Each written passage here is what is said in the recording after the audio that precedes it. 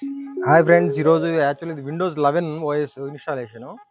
ఇది online setup వస్తుంది కాబట్టి నెట్ కనెక్ట్ చేయాలి. ఇక్కడ నెక్స్ట్ ఆప్షన్ అనేది తీసుకోవద్దు, మనం ఇట్లా వైఫై కంపల్సరీ కనెక్ట్ చేయాల్సి వస్తుంది అనమాట.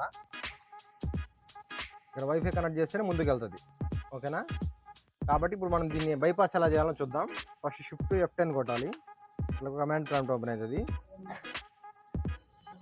OOBE bypass NRO అది ఎంటర్ చేసిన తర్వాత ఒకసారి సింపుల్ రీస్టార్ట్ అవుతుంది. ఆ రీస్టార్ట్ అయిన తర్వాత ఆఫ్లైన్ సెటప్ అనేది మనకు కంటిన్యూ అవుతుంది. చూద్దాం అది ఎలా వస్తుందో.